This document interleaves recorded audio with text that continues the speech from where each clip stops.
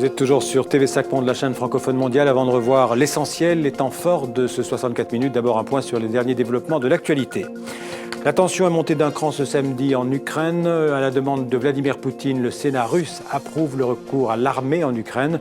À Kiev, Vitali Klitschko demande au Parlement de décréter la mobilisation générale face à l'agression russe. Manifestation au Venezuela, arrestation d'une quarantaine de personnes, dont des journalistes étrangers. L'opposition au président Nicolás Maduro sera à nouveau dans la rue ce samedi à Caracas. La FIFA, la fédération internationale qui gère le football mondial, vient d'approuver officiellement le port du voile et du turban dans le football féminin.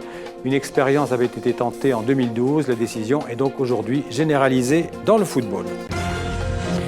Et puis cette attaque sanglante, on vient de l'apprendre, dans la gare ferroviaire de Kunming. Ça se passe dans la capitale de la province du Yunnan, donc en Chine. 27 personnes ont été tuées et 109 autres blessées dans des attaques au couteau ce samedi soir, donc dans cette gare. C'est tout ce que l'on sait pour l'instant. Voilà, maintenant en 2 minutes, le rappel de l'essentiel de ce 64 minutes, ce que vous avez aimé ou ce que vous avez raté. C'est un résumé qui est préparé par quelqu'un de la rédaction. 100%, une décision à l'unanimité. En session extraordinaire, le Conseil de la Fédération de Russie approuve en fin d'après-midi le recours à l'armée russe en Ukraine. En clair, on ne voit pas très bien ce qui militairement pourrait empêcher la Russie d'intervenir en Crimée. Pour ce qui est du reste de l'Ukraine, ça sera plus compliqué. Plus de 3 semaines de guérilla urbaine et son lot de victimes. 18 morts et 270 blessés, des affrontements qui se concentrent dans les quartiers chics de Caracas. En Algérie, quelques jours après l'annonce de la candidature du président Bouteflika pour un 4e mandat à la tête de l'État, ce samedi, quelques dizaines de militants et de citoyens algériens se sont rassemblés près de la faculté centrale d'Alger pour s'opposer à cette nouvelle candidature du président sortant.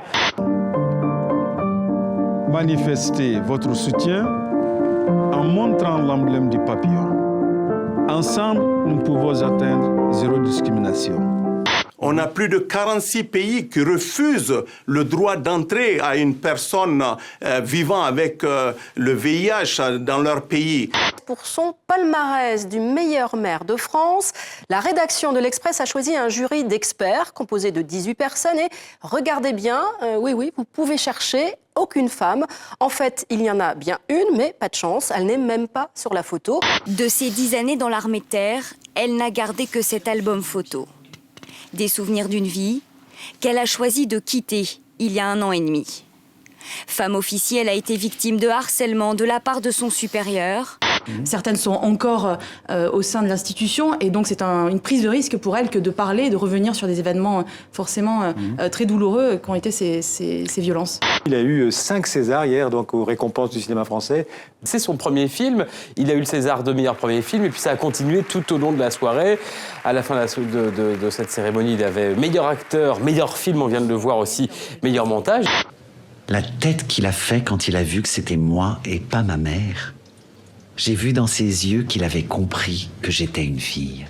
L'équation, en fait, entre les films très rentables et ceux qui le sont moins, n'a pas tellement changé à travers les années. Le cinéma est risqué, il faut savoir perdre pour pouvoir gagner. J'ai senti la grande voile et j'ai glissé sous le vent.